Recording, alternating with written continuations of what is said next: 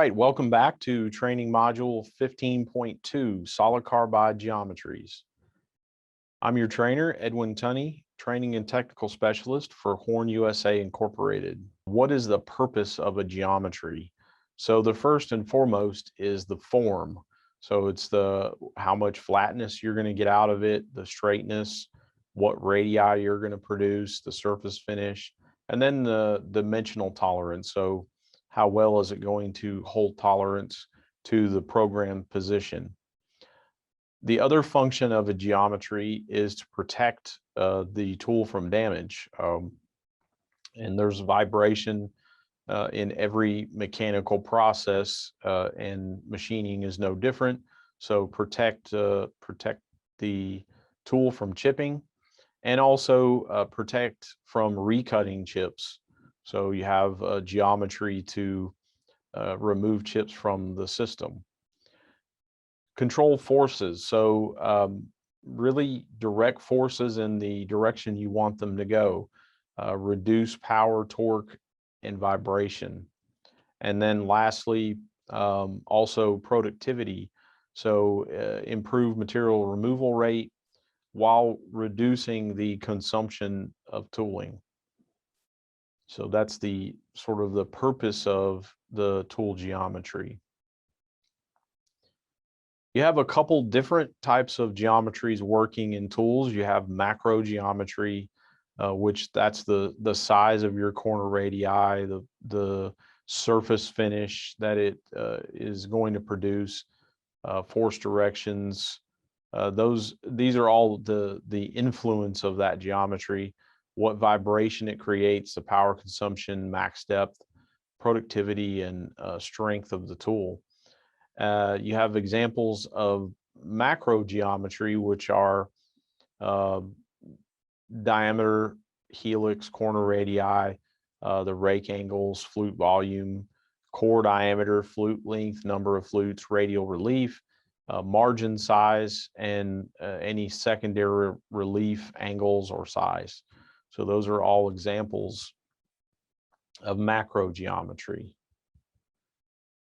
The micro geometry of a tool is going to determine the surface finish, how much vibration you have, the tool life, the strength of the edge, and the burrs on the component. So the size of the burr and the shape of the burr on your part. So examples of that micro geometry are the edge prep, the coating layer thickness, the coating layer smoothness, and the grinding roughness. So what is the smoothness of the end mill? So if we look at these in detail, your diameter and radius, those are pretty straightforward. They're really selected based on the characteristic of the part. So if you have a 1 inch internal radius, you need to have less than a 1 inch diameter end mill, or 1 inch radius of end mill, so a 2 inch cutter. So and then the floor to wall radii, those have to be met. Those are usually tolerance dimension, so you need to meet those criteria. The next is kind of look at is helix angle. So the helix angle determines really the direction of force, the strength of the end mill, and the achievable surface finish. So different helix types have an achievable surface finish based on the fact that the end mill is going to vibrate, and the more it vibrates, the more it pushes off, the worse your surface finish is going to measure out. So, and then the helix angle is also a path for chip evacuation. So you have to get the chip out of the slot of the pocket, so it doesn't recut and damage your surface or your tool. So if you look, as the helix angle gets less steep, your side load force increases. So you move from at 50 degrees to 20 degrees, your side load force increases. So you would never want to have an end mill, let's say the DSA end mill is for aluminum, but you would never want to machine steel with the aluminum end mill because of that helix would be a primary reason, because it's going to put a lot of force on the axis and try to push the tool away from the wall. So the DSA end mill, because aluminum doesn't put a lot of force in that direction, it has a lower strength, you can use a higher helix. So you can see this also again, you have a 30-degree tool versus a 45-degree tool. You have much more resultant force with a 45-degree tool than in this direction than you would with a 30-degree tool. So when you have a lot of force or resultant force, it tries to pull the end mill out and pull the part up. So sometimes, like you just saw with a DSA end mill with the that has a very low helix, has a 20-degree helix, it doesn't pull on the part as much because generally when you have an aluminum part, it's not fixtured very well, and the material itself, it moves around a lot. So you want to have that low helix, that 20-degree helix versus a 50 or a 45. The other point to make about helix angle is the number of contact points. So the larger the helix angle, the more contact points you will have. So a 45-degree helix, for instance, you'll have 3 points in contact, and a 35-38 end mill, you'll only have 2. So that's a balance when you're selecting the tool to understand the depth of cut that you're going to take in general with the tool, and how much you need to, how much depth you need to get at least 2 contact points in contact at all times.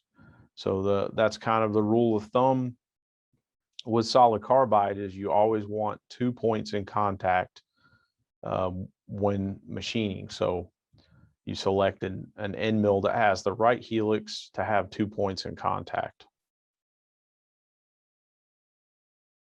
Another way to show this behavior is by this diagram here.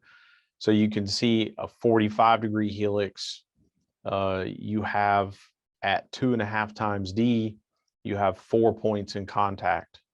If you go to a 30-degree, you only have 3. If you go to a 20-degree, you only have 2. So you're generally going to want to follow, as far as a depth of cut wise, you're going to want to follow with a higher helix when your depth of cut is big. When your depth of cut is smaller, you can go with a 45. It's not going to affect you because you're always going to have, even at 1 times D, you're going to have 2 points of contact. So always keep that in mind when you're planning a process or looking at end mills, to try to have 2 points in contact, and select the number of flutes and the helix angle based on that. You can calculate that. You can calculate how many contact points you have for a given helix angle, and the formula is here. Your first thing to do is you have to see what the lead of the tool is, and that's done by pi times diameter divided by tangent of of your alpha angle here. The helix angle in degrees is your alpha, the diameter or DS in millimeters. And so once you have your lead, so you have that number, you take the depth of cut divided by the lead divided by the number of flutes, and then you add 1, because if you're considering this, you always have 1 to start with, and then that should be really rounded into a whole number, because you can't have half of a flute in contact. You either it's a 0 or 1. You either are in contact or you are not. So, but you can use this formula to figure out for a given application how many contact points you're going to have on that tool.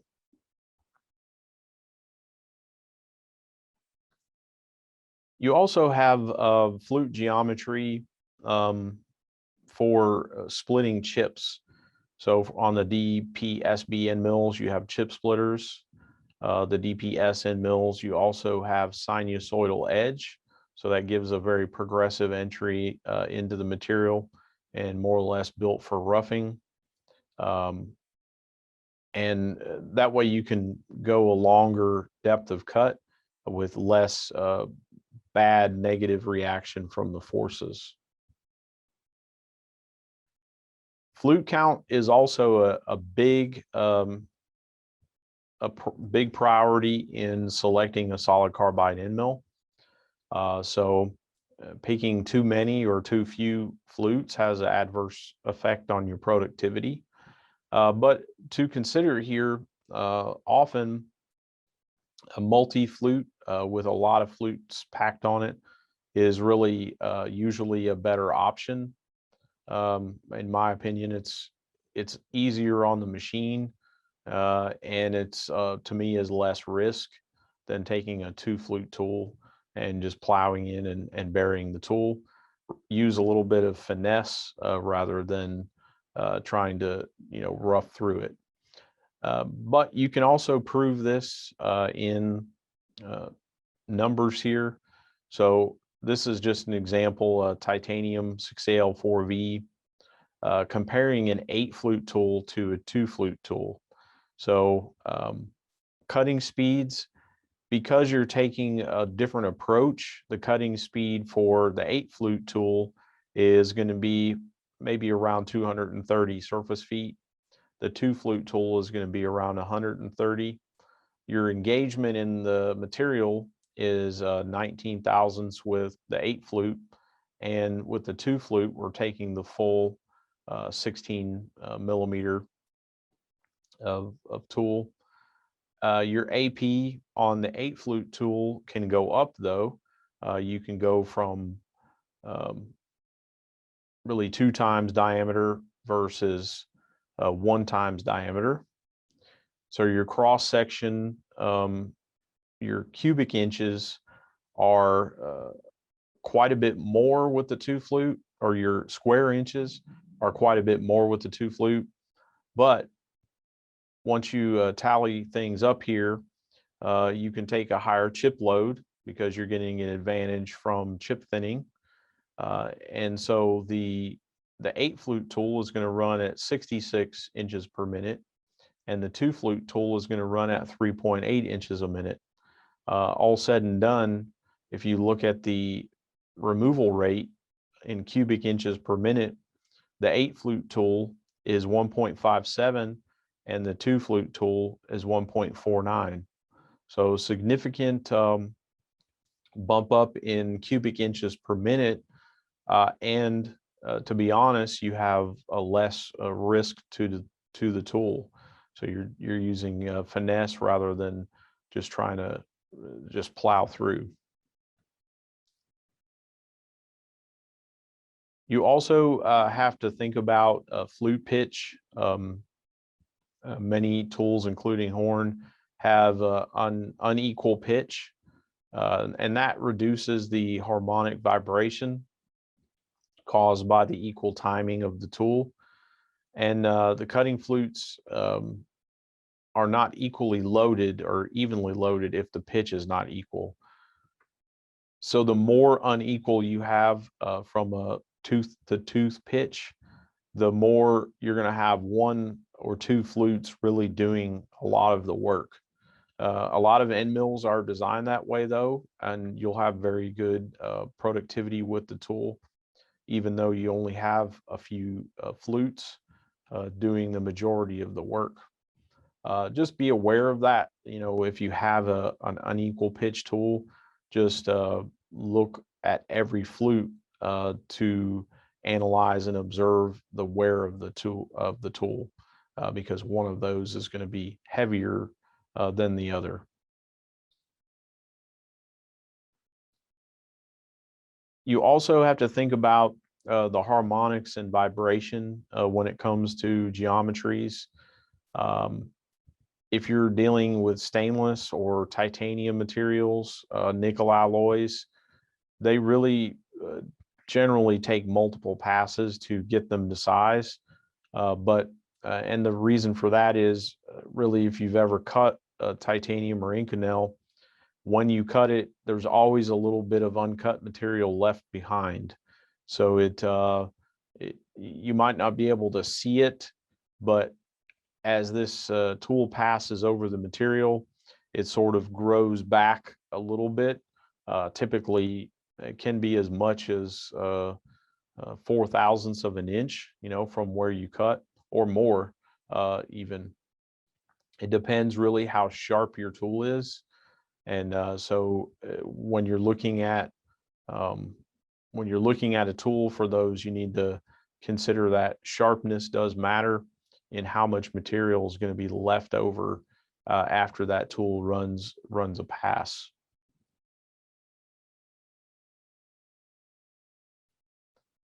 Flute volume is another consideration when we talk about geometry. You have different designs and different purpose. So a high-speed milling tool tends to have a larger core and a shallower chip flute. A standard milling end mill is going to have a bigger core, or a bigger chip flute and a smaller core. So standard milling, you might see a chip like this where it's very open. In high-speed milling, you tend to have a longer chip, but it's a very small and thin chip and easy to remove from the flute. Really, practically, from a standard milling point of view, you can use that on the iron type materials or non-ferrous like aluminum. It makes sense to have a very open flute design, and the core doesn't need to be as strong on those materials. On steel, stainless, or titanium, heat treat alloys, or even machining carbide, you really need to have a very strong core with a shallow flute. So strong core with a shallow flute, and you'll add number of flutes to get back your productivity.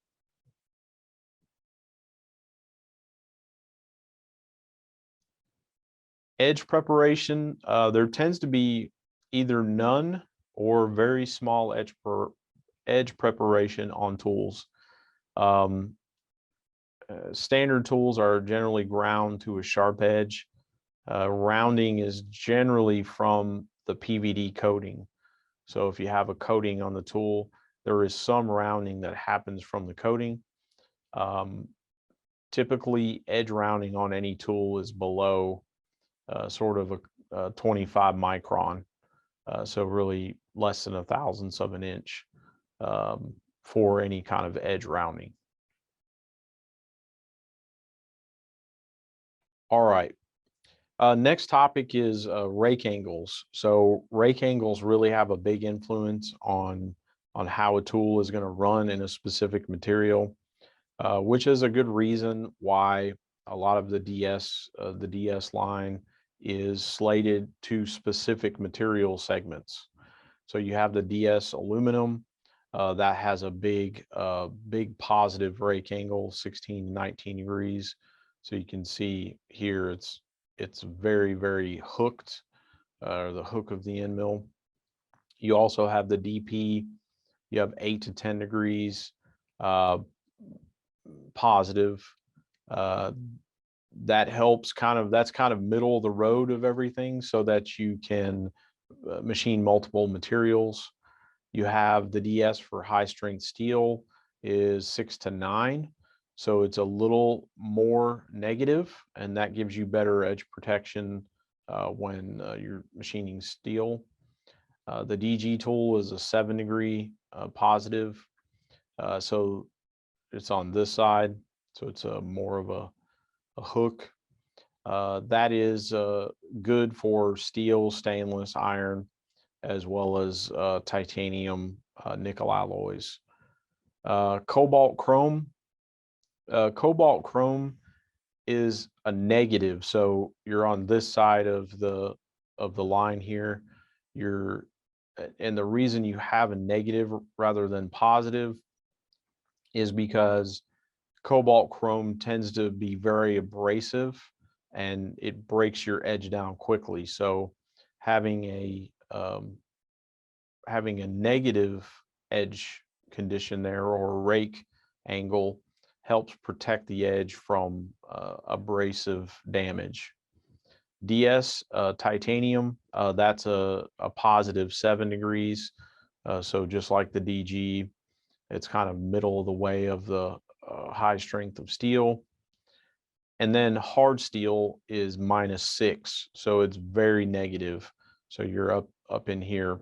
And the main reason for that is hard steel is putting a lot of pressure on the edge, and you want to put the most carbide to protect against impact.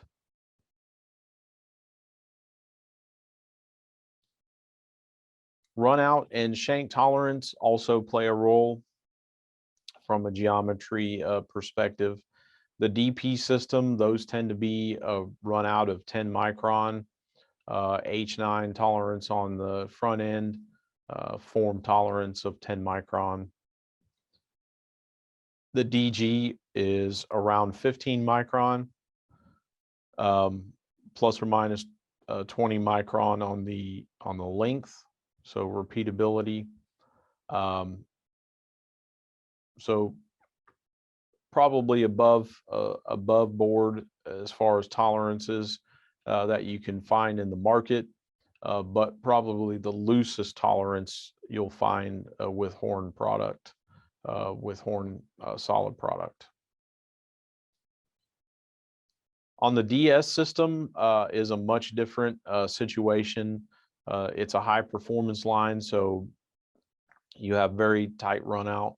On the aluminum one is the only exception with 10 micron. The rest, the trochoidal, the DS for high strength steel, the titanium, the cobalt, and the hard steel Endmills, those all have a 5 micron run out. So they're very, very tight run out tolerance. You have, depending on the tool, you have different geometry on the front end as far as tolerance, an E8 or a G7 in the case of the DS steel, titanium, cobalt, or hard steel. You also have different margin relief types. Radial relief is generally a general purpose. It's excellent clearance and it limits the friction on the margins, but it's less stable. So while this is rotating around and if you have something behind here, it kind of helps stabilize the tool. To do that, you have a different kind of a margin relief type, which is a stabilized chamfer relief. So you have less relief. So on materials where it might clamp back on it, if you're doing full slotting, you need to be careful. But it's a stronger cutting edge, and you have more stability because this back end sort of prevents the tool from from vibrating around too much. The chamfer relief is good clearance and medium strength, so it's kind of a combination of the radial relief and the stabilized chamfer relief. So it has the features of both, so it's a good middle of the road type geometry. All right, thanks for joining us today. Don't forget to hit the subscribe button so you get alerts when we load new videos. Thanks and have a great day.